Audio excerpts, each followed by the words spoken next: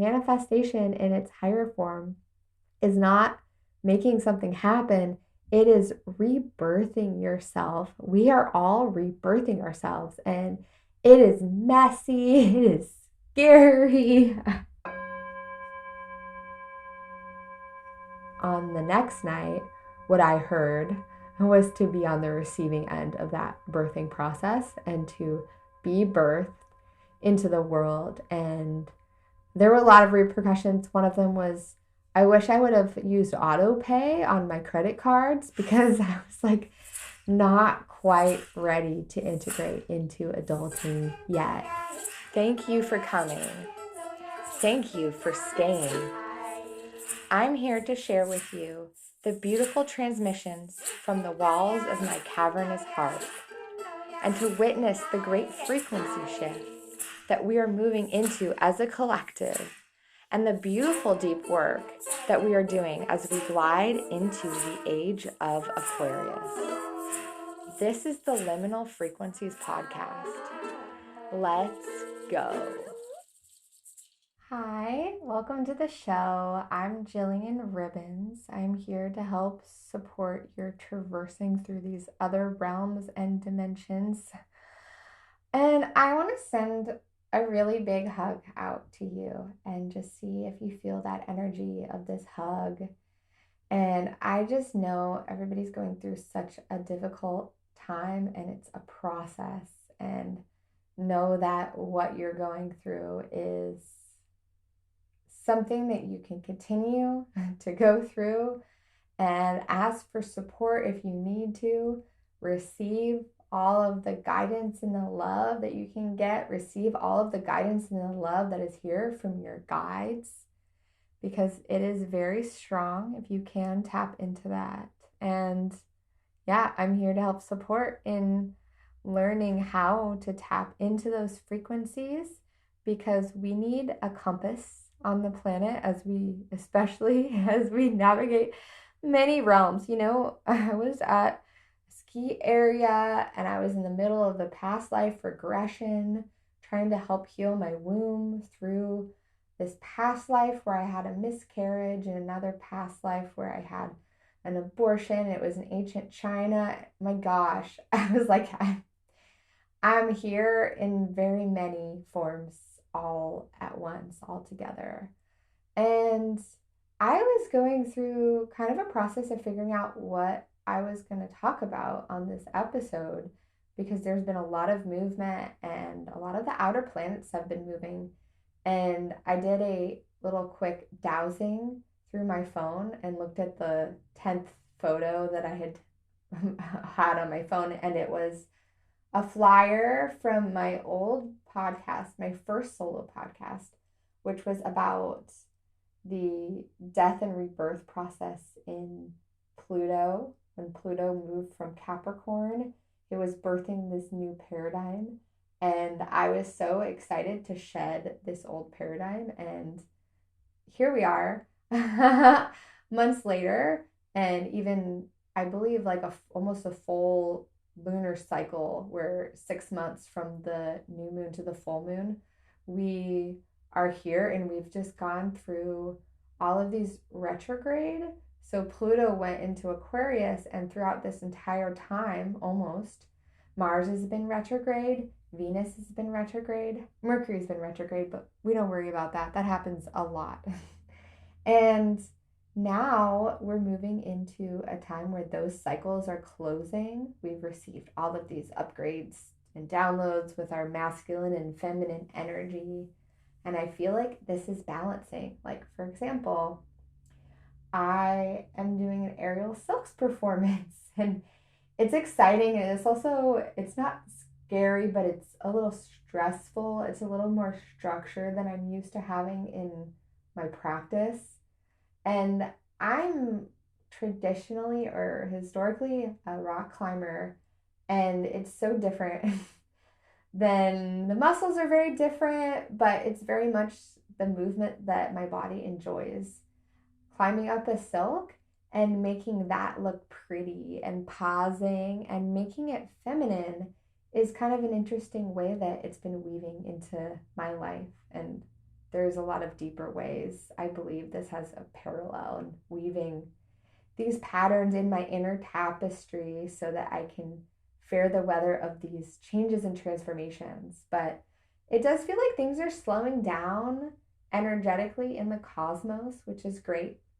And we're moving into more of a time of revisiting as Pluto's going to go retrograde, which is a longer cycle, but from now until November, we're going to be revisiting the areas of Pluto and Aquarius that we've gone through, but with other planets direct. So we have more momentum to really go back and review and revisit some of the shadow work that we've done.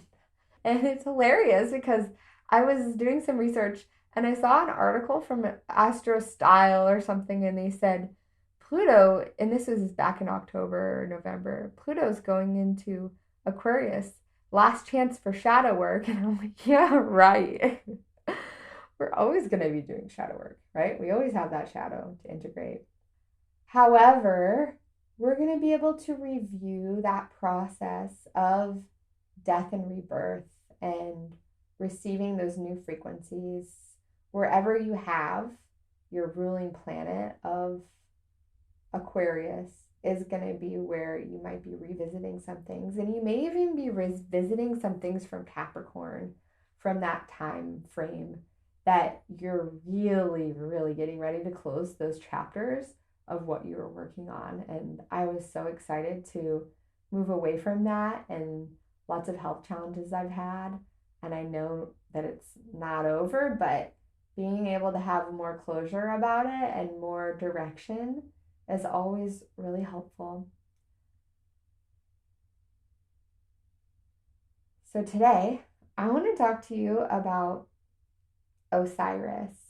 Osiris is this Egyptian god that represents fertility because every time that the Nile floods, which is once a year around the Lion's Gate, the green body of Osiris fertilizes the soil and creates this new life out of death. And there are so many other themes in other cultures and societies where we consume the body of Dionysus through wine, or we consume the body of Christ. There are these beings that supposedly come through during ayahuasca ceremonies called Dr. Citos. And they said, don't be afraid of the Dr. Citos. They will come through and they will consume your body or do surgery on your body to make connections work, rework things, reintegrate things. And so this idea of us going through cycles of death and rebirth to come back into wholeness is something that I wanted to visit with you today and really understand how we are moving through that ourselves and how we can hold space for this incredibly tender and vulnerable process. So give yourself a big hug.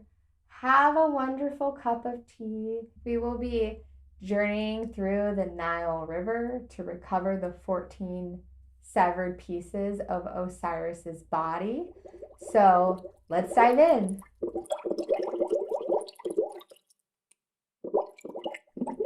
Hello, everybody. Yeah, so today I would love to talk about the myth of Osiris and how that links in with our astrology, that we've been going through this incredible rebirth and death portals, and we've been birthing this new paradigm, but it's not quite ready yet. Then we run into friction when we encounter the unhealed parts of ourselves and the parts of society and people that just isn't really that fluid.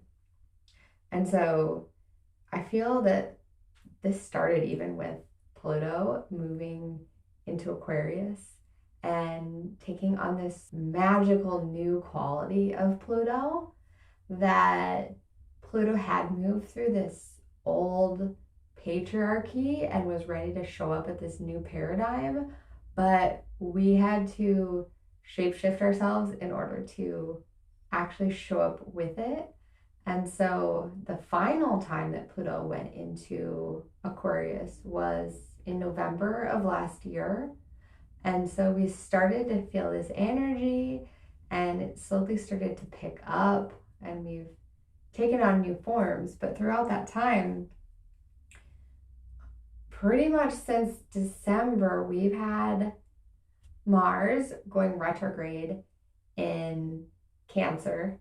And after Mars started to come back direct and start to move towards Leo, we had Venus going retrograde in Pisces.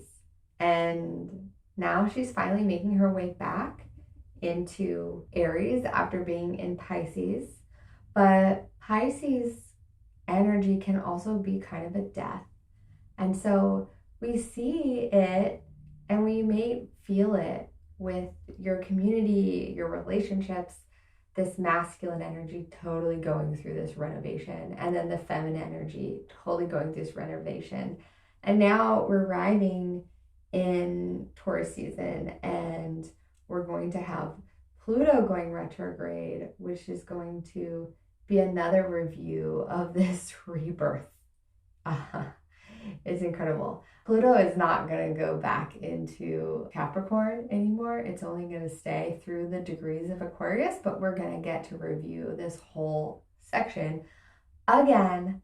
And so today I want to talk to you about Osiris and the myth of Osiris, who had a brother that was jealous of him. Osiris actually is connected to Sirius, and Sirius is like the spiritual sun. Sirius is connected with the Nile River. Every year when the star Sirius is visible in the sky around the Lion's Gate, the river Nile floods. And Osiris brought him this culture of agriculture, also this peace and connection and community. And his brother Set was jealous of him. He was ruling. His sister wife was Isis, and they were at this banquet. And before the banquet, Set took measurements of Osiris while he was sleeping to get a good size for him. And he had this beautiful chest that he was showing everybody at the banquet. And he says, I'm going to give this chest to the person that fits inside of it. And so they had this little game, and everybody went and fit inside of the chest and see if they could fit in it. And when it was turn for Osiris to go in, Osiris fit perfectly because he was measured to fit perfectly. And then Set's followers, his loyal accomplices, came and nailed the sarcophagus shut, and he suffocated. And what happened was they took his body and sent him down the Nile River, and his body ended up showing up in Syria, in a little town off the coast of Syria called Byblos. And it ended up on the coast. There was where a tree shouldn't be, a beautiful big tree sprung up around his body. And there was a king that saw the tree and thought, this is the most gorgeous tree. I want to use this as a column in his house. So Osiris ended up becoming part of a column in his house. And Isis, she was grieving for the loss of her husband. And at that point, they hadn't had a child yet. So there wasn't a eligible heir to the throne. And so we can see in this story how Mars and Venus are playing together with their masculine and feminine energy. And you have Isis grieving, kind of like Venus going into Pisces, and just being a little bit lost. She kind of refused to take part in regular society anymore after he was killed. And she was just really set on righting this and fixing it. And you have Osiris, who goes into the underworld, more retrograde themes of going into the underworld, going and doing the shadow work, going and finding the deep, submerged, painful frequencies that we don't necessarily want to address. And I've noticed this. I've noticed so many people in the community having illnesses pop up that they never experienced before. And I've noticed people just having challenges or things that will just not go away, like car accidents and illnesses and injuries, and ways that we need to really dig deep.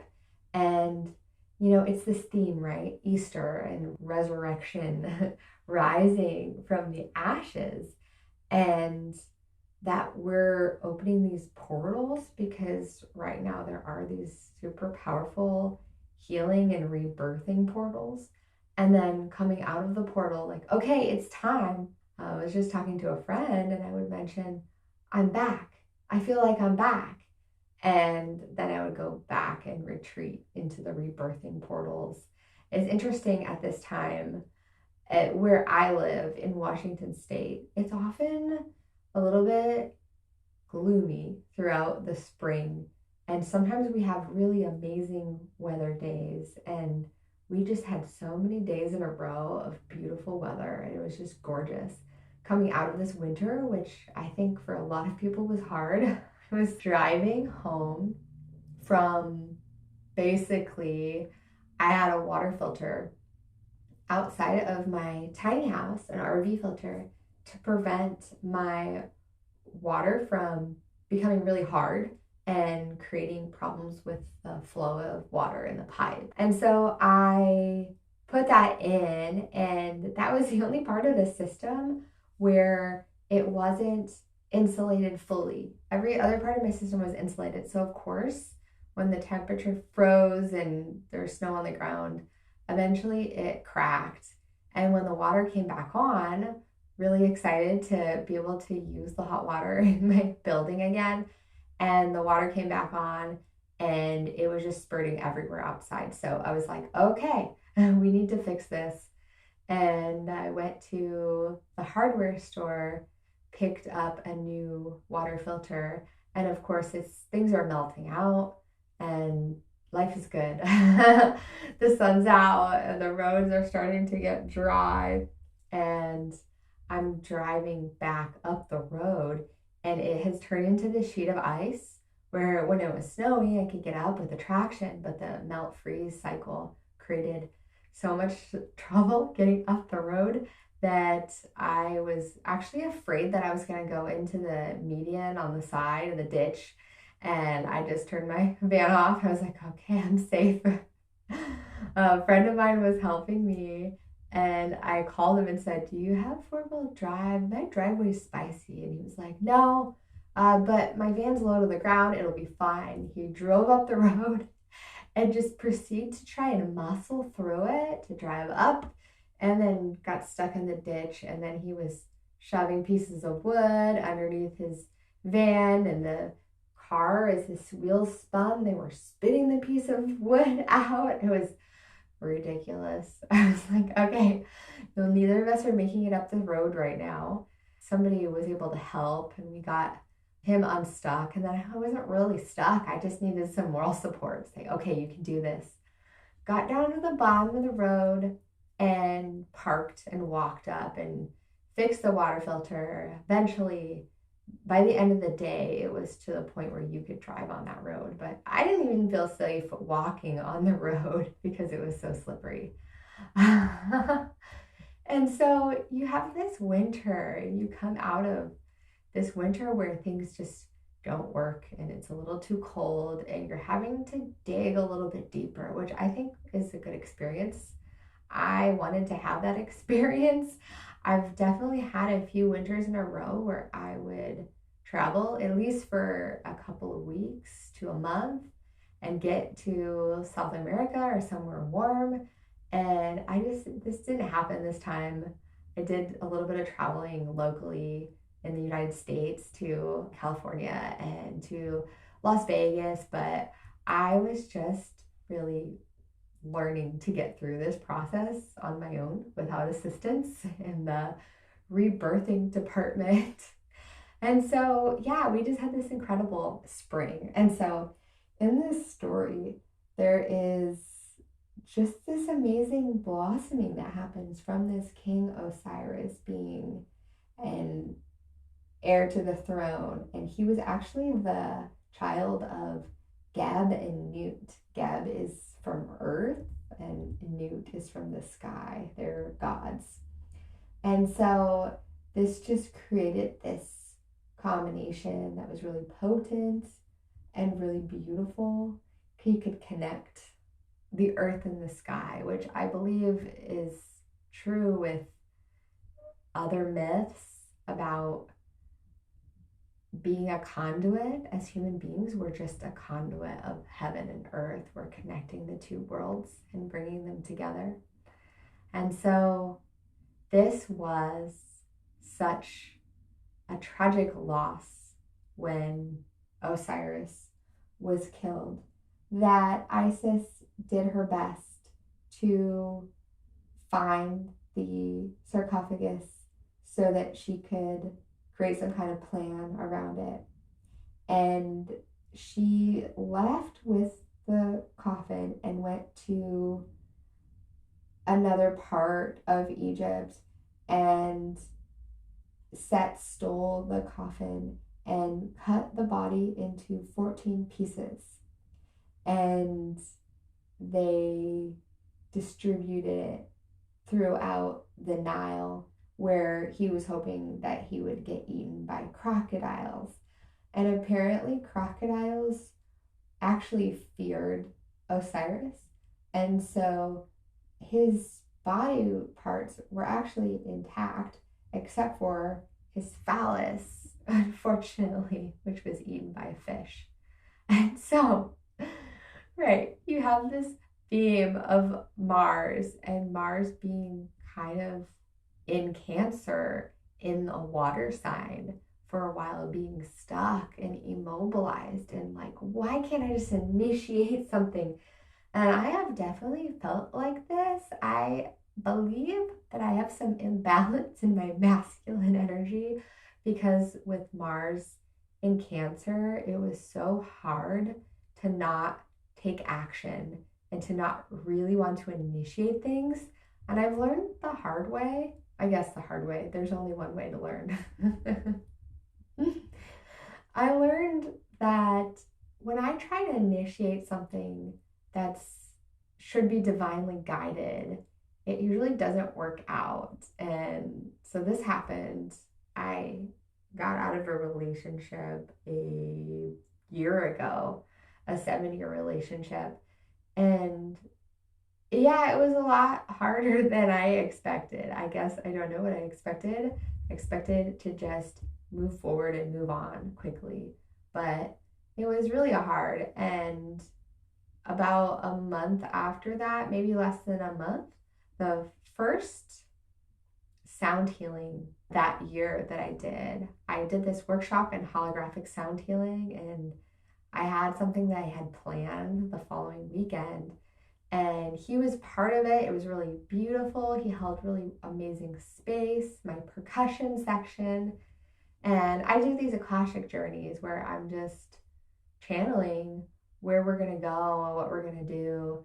And I have all these instruments on board. It's kind of ridiculous. Just set up the yurt or the workshop space with tons of instruments. And it was really beautiful and lovely.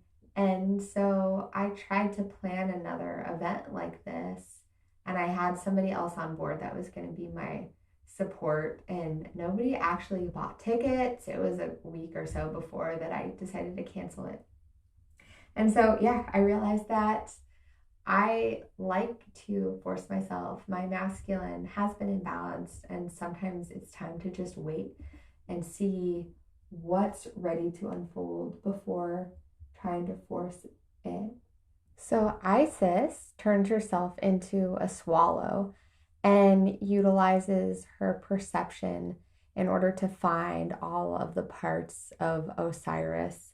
And they bring them together and create the first mummy, wrapping all of the pieces. And she uses her bird wings and her breath of life, and she breathes life into her husband.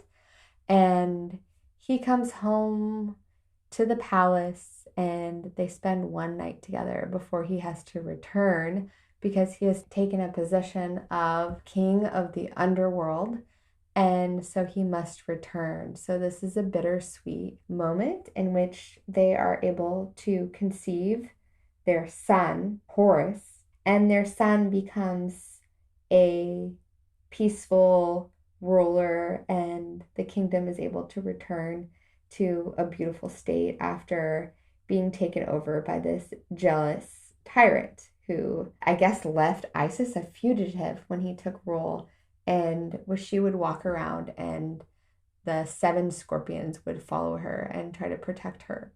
So there's a lot of shadow and a lot of integrating that shadow.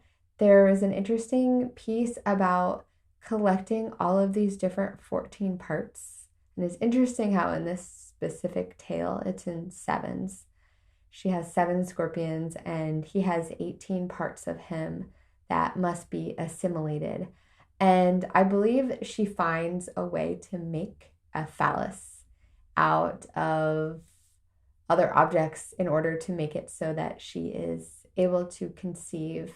And it's interesting how that's the most important object that is lost, that is eaten by fish.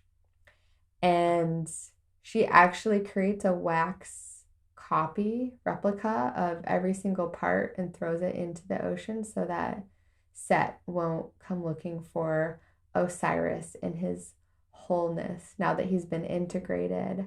And so you just think about through this process, and it's been really hard, and I don't know that I know anybody who's just like, I'm crushing it. I'm doing great. Ask for help, ask for your community. But what parts of yourself are you integrating? Are you able to bring some of the parts online that you didn't actually think that you need or wanted?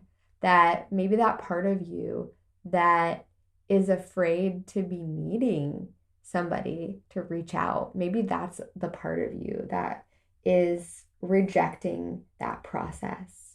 And as we move forward, I believe, and it's interesting because I was just talking to somebody about how I got into mediumship, and I started to have mediumship come through in about 2023, but I started to have past life regressions in 2020. And this woman was saying that she had gotten into the spirituality on a deeper level around 2020.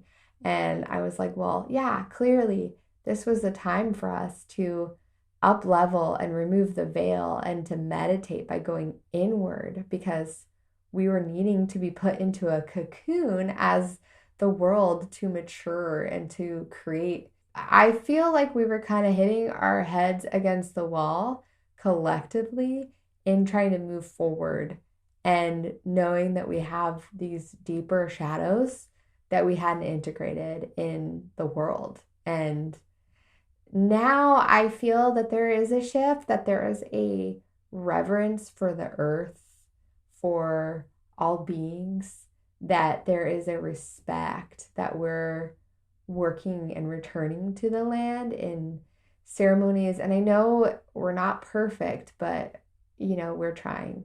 And I think the fastest way to heal the world and to heal society and politics, so I don't focus too much on politics, because I really believe it's about going in and doing your own damn work. And what I've found, and this is another interesting experience that I had, and with specifically dating and relationships, but apply it to any area of your life, right? I could apply it to people not showing up for me in my work, my appointments, people not respecting me professionally, and then having a shift where people all of a sudden are showing up and respecting me because I'm honoring myself, because I'm showing that respect for my own time and my own energy, and I'm honoring my boundaries. And then all of a sudden, there is that reciprocation. And that is what I noticed with relationships too, is that when we are in a place of lack and scarcity, we might receive that as well. When we aren't feeling fully loved and showing up for ourselves and caring for ourselves in the way that we truly desire from another, we will say that another person is not showing up for us, another person is abandoning us. So when I got out of this relationship that I speak of, I really focused on my ancestral work and connecting with how the energy of my mother, why I'm not getting what I need, and how I can correct that dynamic so that the universe will give me exactly what I need. And I did take a decent break and still am taking a break from dating and relationships. And what happened though was a kind of a short lived experience. When I was visiting my family, I had met somebody in ceremony and really connected and really felt this momentous drive towards some kind of future there, even though I didn't know how it could even make sense. I don't want to live in California. And I just moved towards that. And I remember when I showed up and I visited and we had a plan, I was like beet red. I was so nervous. My van broke down. Like my van was like, you can only start this 10 more times. And then you go into limp mode and you can only go 5 miles per hour. And so I was like, oh shoot, what do I do? And I immediately had to make like an emergency appointment for the Dublin Pleasanton Mercedes. And I don't really like to take my van into the Mercedes mechanics because everything is 10 times more expensive. I hopefully have a problem that doesn't need them and then somebody else can fix it, but it does make it challenging. And so anyways, I just didn't realize that when you feel this adrenal rush is not a good thing. That's not love. That's fight or flight. We have past lives together, and I am here because I am driven to work this out and karmically release myself from it. And so it so happened that I ended up staying longer than I planned and visited, and it was very karmic. And it was interesting how much was coming up for me because I did see on one hand that this person had spiritual practices, had done some of the work, but was still completely underwater in some other ways, financially and with mycotoxins in the environment in which this person lived, and that underwater, I guess, alcoholic, admittedly alcoholic. I had a relationship with an alcoholic in my past, and I wasn't really ready to repeat that or ever willing to repeat that. And so I noticed some similarities, and I was like, so this is good because I have progressed to somebody that is doing the work. And if I keep going back in the rebirth portals and doing my own work and practicing my practices, then eventually I'll find somebody that has done a lot of the work and it is like thriving because of it. I just believe that a lot of people talk about manifesting and how manifesting is like this magical wand that you have as a spiritual person, and it's like an ego thing. I manifested this. I manifested land. I manifested money. I manifested my business. And actually, it's really not about anything that we physically are doing. And this kind of gets a bad reputation too, because if anybody remembered in history class, Manifest Destiny, if you're in US history, is about this divine plan that the settlers believed was theirs to take over the entire continent. And I'm sure they wanted to continue with like Canada and Mexico, but there were other conquerors in those places from other regions. And it was like it almost just leaves a bad taste in my mouth for manifestation because the word man comes from, the word manage, to man a horse, to using your hands for something. When I think about manifestation, I don't think about using my hands at all. I think about using my womb. I think about receiving and allowing that energy to come through me, that creation energy, that earthly womb energy of what is ready to be birthed. And manifestation in its higher form is not making something happen, it is rebirthing yourself. We are all rebirthing ourselves, and it is messy, it is scary. I won't get into this story too much, but I had a rebirth day and I had a ceremony in which I heard, okay, you're going to give birth to yourself. And the first night, I realized at some point in the night that I was going through the process and was going through this orgasmic birth process. And I was like, okay, it's time. It's time to birth myself. And then on the next night, what I heard was to be on the receiving end of that birthing process and to be birthed into the world. And there were a lot of repercussions. One of them was I wish I would have used auto pay on my credit cards because I was like not quite ready to integrate into adulting yet, and not really even ready to integrate myself into the whole process of just being on a computer and being connected to those live wires. I was really feeling that my healing process had come to a full circle and I was ready to show up as my higher self.